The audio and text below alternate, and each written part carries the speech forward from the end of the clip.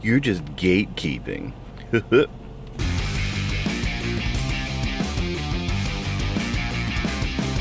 Well, I was gonna do a whole vlog thing, taking you through my day at the tattoo shop.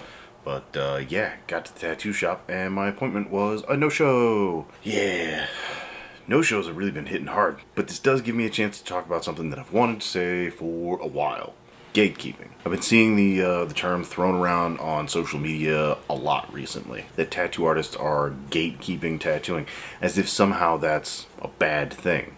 In a field that has the capacity to both positively and negatively affect someone's self-image basically for the rest of their life, their self-esteem, like how they look at themselves, how they see themselves in the mirror every single day, even has the ability to affect like their job prospects, like what sort of career fields they might be able to get into for the rest of their lives. There have to be standards, both ethical standards and quality standards. And the problem is that not everybody reaches those standards. Everybody that either wants to tattoo or even gets to the point that they are actually learning to tattoo, even with the best instruction possible, with the most competent mentors, some people just never get there. Of the people that do meet those ethical standards and really understand how they're affecting other people, what they're doing, and of the people that reach the quality standards, not everybody reaches those standards in the same way, in the same amount of time. I mean, training in these type of skills needs to be individualized, and it's going to be different for every single person.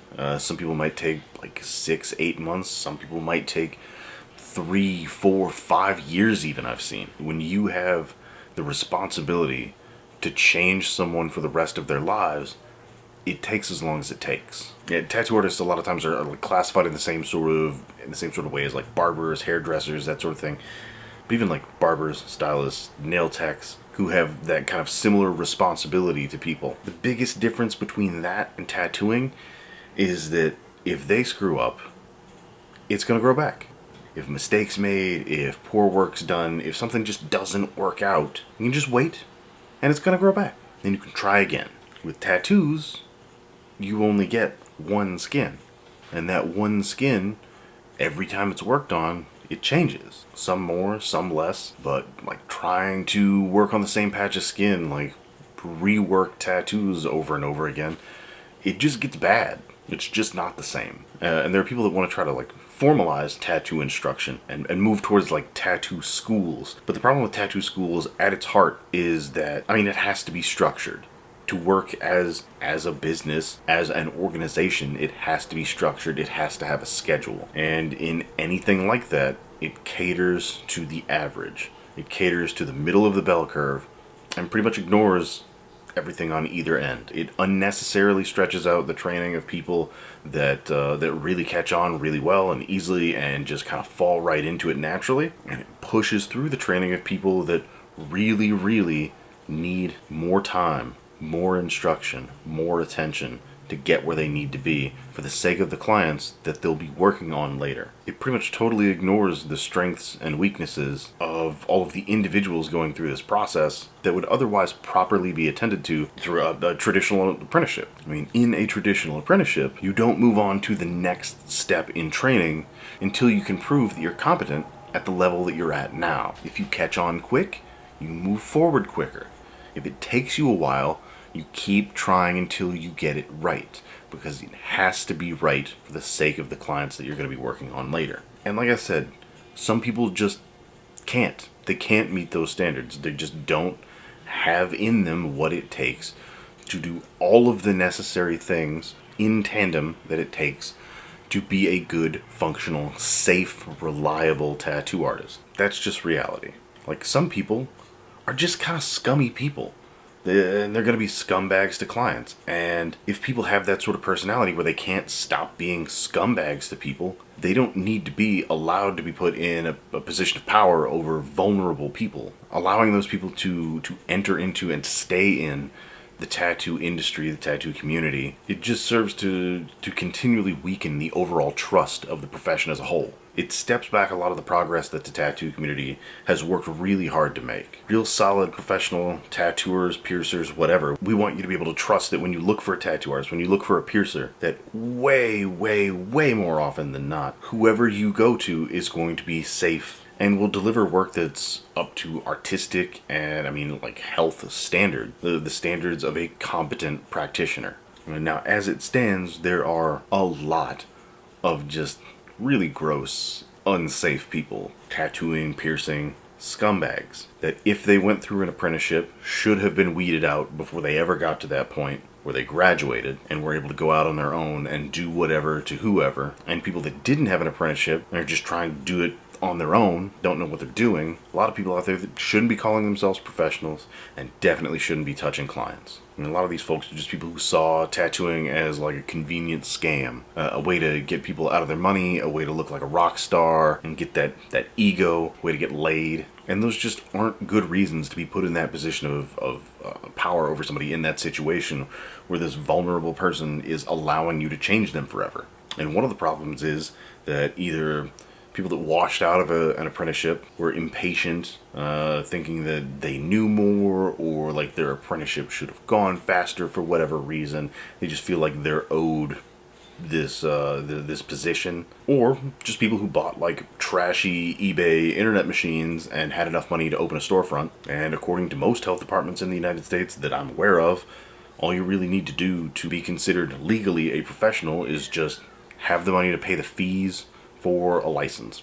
That's it. Then you can be considered a professional under the law. And once those people are in that position, they have a storefront, it seems legit to people that don't know what they're looking for, people will go and try to get apprenticeships from these sketchy shops, from people that don't have any actual training, people that are trying to do things the responsible way, but I mean, you don't know what you don't know. And that is where I've heard a ton of horror stories about just awful apprenticeships. Terrible, terrible. Just like hazing and abuse and all sorts of stuff. Those untrained tattooers, as well as not understanding like the technical and safety aspects of tattooing, they've never had an apprenticeship themselves. They don't know what to teach, how to teach it. They don't know what's necessary, what's acceptable, what's not. It's just the blind leading the blind.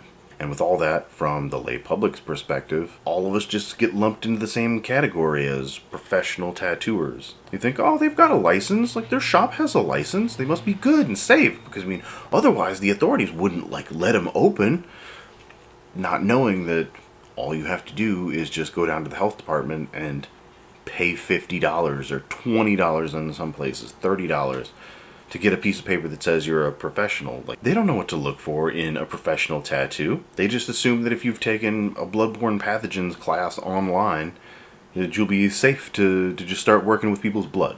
But all those bad experiences from all these places, these untrained tattooers, these abusive people in the industry, those make all of us look less trustworthy in the eyes of the public. I mean, me specifically, like, I like to do a lot of like realism tattoos, and from talking to a lot of people, it seems like the reason that I don't get to do more of these tattoos is because people have just seen so many bad, just absolutely messed up realism tattoos by people that should never have tried it in the first place. One of the best pieces of advice I ever got in tattooing is if you can't draw it on paper, you can't do it in skin. And there are a lot of people that definitely can't do it on paper that try to do it on skin, and it doesn't turn out great. So everybody that sees that, even though they might want a realism tattoo, are scared to death that their realism tattoo isn't going to be screwed up that bad. As bad as the one that they saw. They're just not willing to take the chance on something so permanent, and I can't blame them. I know, boy. I can already hear some of you out there saying, well, you're just a hater. You're just afraid of competition. Trust me. I'm not competing with anyone, well, aside from myself. Especially, though, somebody, like, scratching out their 5th tattoo in, like, a dirty garage somewhere with some $10 Chinese junk tattoo machine. But I'm sure I'm gonna get the comment, well, what's the harm, bro? It's not hurting you. But that's the problem. It very well could be. Anybody can pick up oil paint. And if they make a bad piece of art, so be it. It doesn't hurt anybody. Tattooing has the capacity to not only harm the client for the rest of their life, the tattoo artist themselves, but their families, the public at large. I mean, as far as I remember, one person tattooing without knowing or caring what they were doing ended up causing a large enough hepatitis outbreak, a large enough public health risk, that New York State outlawed tattooing altogether for almost 40 years. That's how dangerous it can be if you don't know what you're doing. So back to tattoo schools. As they've existed up to this point, they're usually like a 2 to 6 week course, like part-time, in the amount of time that they say that they're going to teach you everything about tattooing, there's not enough time for you to really grasp just the basic health and safety part of tattooing before ever touching a machine in that amount of time. It doesn't cover running the business, standard best practices, ethics, any of the mountain of skills and knowledge that go into becoming a competent tattooer. Somebody that's safe and trustworthy. I mean, who would you rather go to? Somebody that you can be reasonably assured is going to be safe and competent and give you the tattoo or piercing or whatever that you're looking for? Or some creeper that doesn't understand how hepatitis spreads, that absolutely does not care as long as they get a couple dollars from you? The ideal situation is that a technically proficient, knowledgeable person has already pre-screened the tattooers that are coming into the world.